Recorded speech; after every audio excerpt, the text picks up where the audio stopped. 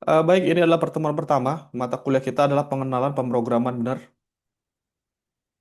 Ya, Pak. Jadi pengenalan programan ini tentu teman-teman karena masih semester 2 ini adalah basicnya teman-teman ya. Jadi saya selalu notice di senior-senior kalian karena saya masuk di semester 4, kadang-kadang semester 6 juga, kadang-kadang semester 8, kadang-kadang di semester 7 gitu ya. Nah, di mana pengenalan di mata kuliah basic ini kita itu akan ngebahas sangat-sangat basic daripada programming ya. Kenapa gitu ya? Karena memang IT, anak IT atau anak komputer, TISI ya, itu memang fundamentalnya adalah ini, pengenalan pemrograman di mana nanti harapannya teman-teman itu bisa lah coding ya. Nggak mungkin teman-teman anak IT, anak SI, sorry anak TI, anak SI itu nggak bisa coding. Ya terserah ya, begitu banyaknya apa bahasa pemrograman minimal teman-teman bisa satu. Dan yang teman-teman wajib kuasai adalah ini ya salah satunya ya, mata kuliah yang teman-teman harus kuasai. Jadi ini pengertian secara singkatnya, pemrograman adalah proses memberikan instruksi kepada komputer untuk menyelesaikan tugas tertentu. Jadi pengertian pemrogram itu sederhana aja. Kita ngasih instruksi aja ke komputer supaya dia mengerjakan sebuah tugas. Apakah itu input, update, delete, ya, atau tugas-tugas yang lainnya, itu disebut dengan pemrograman. Nanti teman-teman bisa macam-macam, bisa pemrograman web, bisa pemrograman mobile, ya, bisa pemrograman embedded programming atau pemrograman robotik, ya. Itu semua kita lakukan memberikan instruksi-instruksi, ya, memberikan instruksi-instruksi kepada komputer agar mengeksekusi satu perintah atau suatu proses tertentu, ya. Jadi sebenarnya kalau komputer itu adalah benda mati yang dimana nanti kita berikan dia instruksi-instruksinya baru dieksekusi, barulah komputer itu bisa berjalan, ya. Misalnya kita ketikkan angka satu itu sebenarnya kan ada programming di dalamnya. Kita ketik angka satu sebenarnya ada programming di dalamnya dengan kode-kode tertentu sehingga komputer dapat mengeksekusinya menjadi satu perintah. Berikutnya bahasa pemrograman karena komputer hanya mengerti bilangan biner 0 dan satu, kita butuh penerjemah bahasa pemrograman. Ada banyak ya bahasa pemrograman mulai dari yang sekarang lagi naik daun tuh kayak Python ya, Java, PHP dan lain sebagainya. Teman-teman silahkan nanti pilih bahasa pemrograman mana yang paling teman-teman kuasai, ya, teman-teman paling suka. Minimal nanti ketika semester 8 ya, ketika skripsi adalah satu yang dikuasai. Sebenarnya kita memang harus tahu banyak, karena memang tuntutan pekerjaan ya secara profesional, tapi teman-teman wajib satu kuasai satu. Yang lain tuh tahu aja, ya. Oke. Berikutnya kenapa kita butuh programming? Ya tentu dewasa ini ya, teman-teman. eh Apalagi di zaman AI, semuanya serba eh, prompt ya, bahkan mungkin yang di non IT juga sudah mulai belajar-belajar eh, pemrograman. Definisi pemrograman tadi seperti tadi ya teman-teman ya, kayak kita ngasih satu instruksi, kita ngasih instruksi Instruksi. ya agar nanti diproses oleh komputer. Nah, termasuk prompting untuk AI misalnya. Itu kan kita ngasihkan instruksi-instruksi agar si AI-nya ngeproses sesuai apa yang kita mau, gitu ya. Jadi kalau cara berpikir kita juga tidak benar dalam arti tidak logis gitu ya. Si AI juga bingung. Si AI juga bingung apa yang mau dilakukan dan bisa-bisa hasilnya salah. Ya, Ya teman-teman ya. Jadi seperti itu. ya, Pak. Pertama, eh, kenapa kita butuh komputer bisa menghitung jutaan angka dalam 1 detik dan manusia enggak. Misal nih, dalam proses data analitik misalnya. Misalnya data analitik, mungkin teman-teman kalau untuk menghitung atau apa ya melakukan komputasi seperti mencari apa sih namanya kayak persamaan-persamaan atau analisis data gitu ya. Mungkin kalau datanya 1 sampai 100, 1 sampai 10 mungkin eh, nggak jadi soal ya, masih bisa manual gitu ya atau pakai Excel gitu. Tapi kalau udah datanya jutaan, ribuan ya gimana? Nah, makanya kita perlu eh, mengerti yang namanya pemrograman. Ya, jadi non IT pun sekarang udah banyak ya yang mempelajari itu ya. Jadi pemrograman dalam konteks mata kuliah kita pada saat ini ya, pada semester ini itu adalah eh, programming secara generik. Programming secara generik. eh Sorry, saya izin angkat ini ya, angkat telepon sebentar. Baik, Pak. Halo, Baik, yuk. Pak. Oi,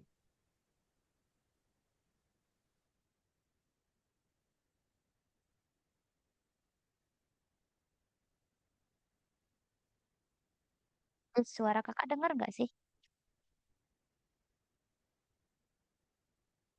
Dengar, Kak. Oh, iya. Soalnya kalau kakak ngomong nggak ada ijo-ijonya. Biasanya ada.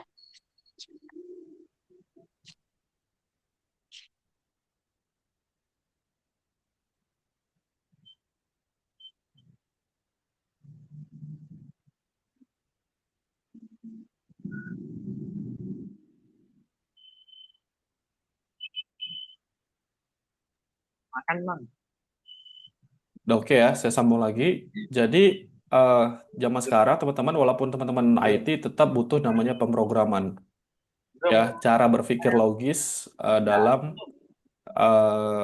apa ya, memberikan instruksi Kampus. Kuliah. kepada komputer gitu ya.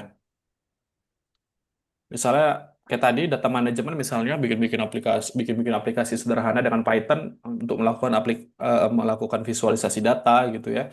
Itu semua pakai pemrograman. Makanya teman-teman yang di jurusan lain juga udah mulai belajar pemrograman gitu.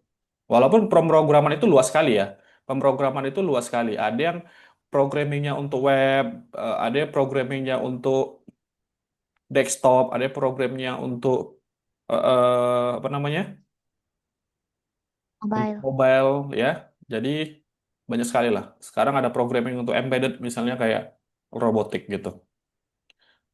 Nah, berikutnya karena kecepatan ya untuk proses data yang jumlah besar ya, misalnya ribuan, puluhan ribu atau ratusan ribu, bahkan jutaan ya, nggak mungkin kita hitung manual dengan Excel ya. Makanya kita butuh program. Jadi kita masukkan aja datanya nanti diproses. Berikutnya adalah ketelitian ya, karena komputer itu ketika kita sekali kasih perintah, eh, dia akan minimum sekali melakukan kesalahan. Ya, walaupun tetap harus kita supervisi. Ya, bagaimanapun dia mesin ya. Kalau kita tugasnya adalah supervisi. Kita bikin modelnya, kita bikin algoritmanya, baru nanti kita supervisi bagaimana hasilnya begitu. Berikutnya adalah otomasi ya, pemrograman membebaskan manusia dari rutinitas ya. Jadi yang sifatnya rutinitas, kerjaannya rutin, input data ya, itu siap-siap digantikan oleh program. Ya, dalam hal ini sekarang udah banyak AI, banyak AI agent kayak N8N itu ya, banyak otomasi yang bisa dilakukan. Jadi teman-teman yang hari ini bekerja, yang kerjanya repetitif, ya mungkin teman-teman akan digantikan. Jadi kayak gitu. Nah, berikutnya adalah manfaat program tadi ya. Pertama itu adalah logika berpikir. Nah, teman-teman, harapannya di dalam mata kuliah ini teman-teman nggak boleh gagal. Kalau gagal tuh harus diulang lagi walaupun sendiri ngulangnya. Karena apa, teman-teman? Dalam mata kuliah ini kita itu akan belajar cara berpikir.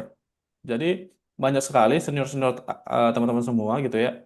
Bahkan di level kayak saya juga banyak yang eh, cara berpikirnya itu gagal gitu.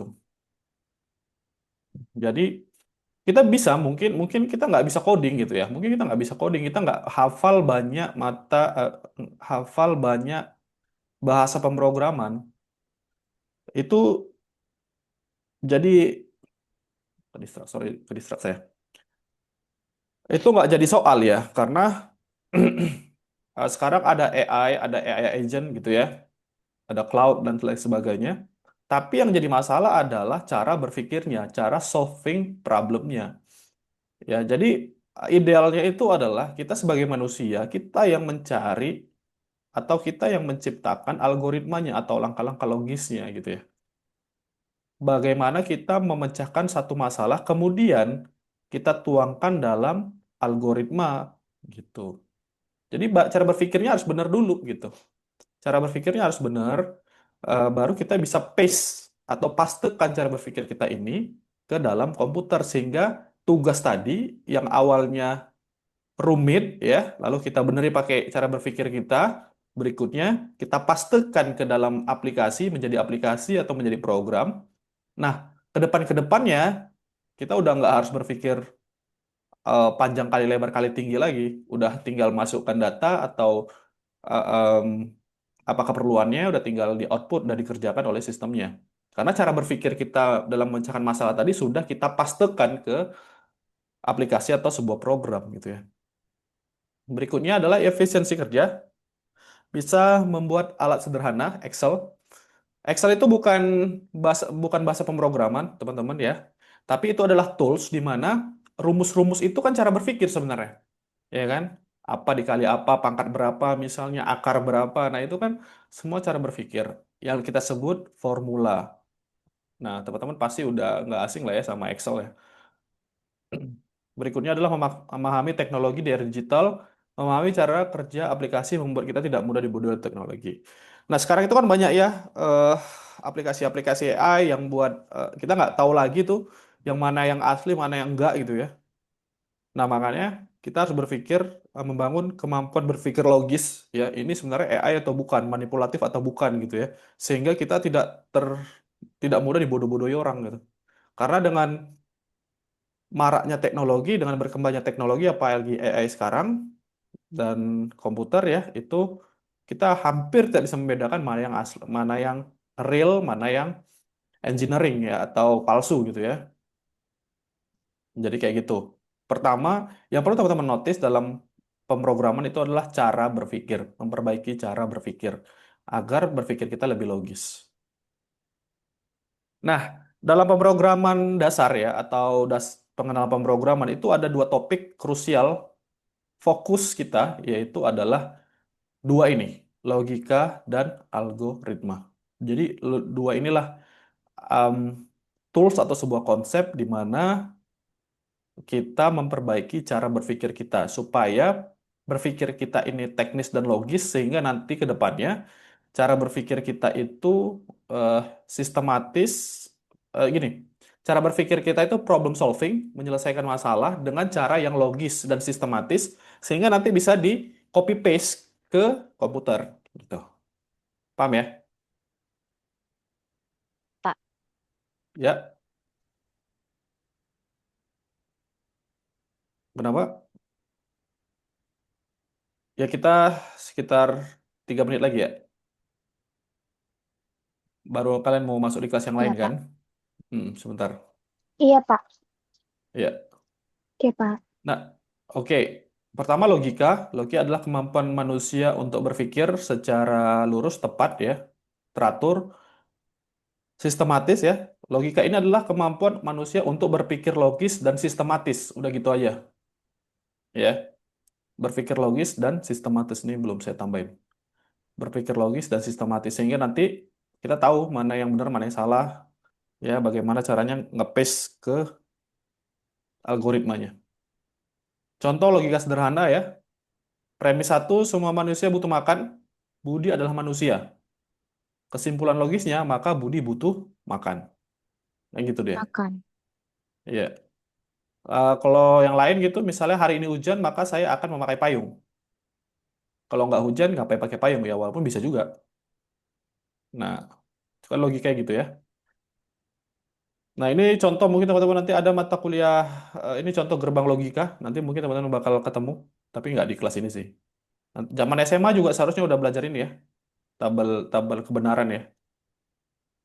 Nanti di mata kuliah elektronika dasar itu nanti ada tuh mata kuliah tentang ini. And, or, SOR, NOR, dan lain sebagainya. Nah, tadi kalau logika itu adalah cara berpikir yang sistematis, Nah, kalau algoritma adalah daftar instruksi bertahap untuk menyelesaikan masalah. Nah, kalau tadi cara berpikirnya, ini cara eksekusinya gitulah kira-kira. Ya, ingat ya, logika itu cara berpikir, algoritma itu langkah-langkah sistematisnya gitu. Nah, ini ada ciri-ciri algoritma yang baik, ada input, proses, output, dan tidak ambigu, eksak dia. Kayak gini ya, kayak misalnya logikanya gini. Untuk membuat kopi yang manis, kita harus mencampurkan kopi, air panas, dan gula. Jika nggak ada gulanya, kopi akan terasa pahit. Logika kayak gitu. Kalau bikin kopi, harus pakai air, air panas, harus pakai gula karena kita mau kopinya yang manis, ya. Itu logikanya. Algoritmanya gimana? Ambil cangkir, masukkan 1 sendok gula, masukkan 1 sendok susu, sorry, sendok kopi, 1 sendok gula, tuangkan air panas, aduk hingga merata, kopi siap dihidangkan. Jadi kalau logika itu cara berpikirnya, kita solving problemnya, cara berpikir sistematisnya, kalau algoritma itu adalah langkah-langkah sistematis. Ya, gitu dia. Nah ini teman-teman tadi ya, logika memberitahu apa yang kita terjadi, sedangkan algoritma adalah memberitahu kita bagaimana urutan mengerjakannya. Eh, jadi ya, kenapa keduanya penting? Karena logika itu ibarat kata cara berpikirnya otaknya, algoritma itu ototnya. Jadi kalau kita berpikir saja tidak kita eksekusi ya masuk angin juga ya. Jadi kita tuh harus berpikir dan melaksanakan, mengeksekusi. Logika otak, konsep ya, algoritma itu adalah ototnya atau eksekusinya. Saya kira itu saja untuk hari ini teman-teman. Karena kita nanti saya akan kasih recordingnya. Teman-teman boleh Hmm. on cam dulu, saya mau screenshot. Emang cuma 9 orang ya? Satu kelas ini? 8. Harusnya yang aktif 11 ya kan, Dis? 11. Eh, 10. Tidak, 11 atau 11. 10 ya kita?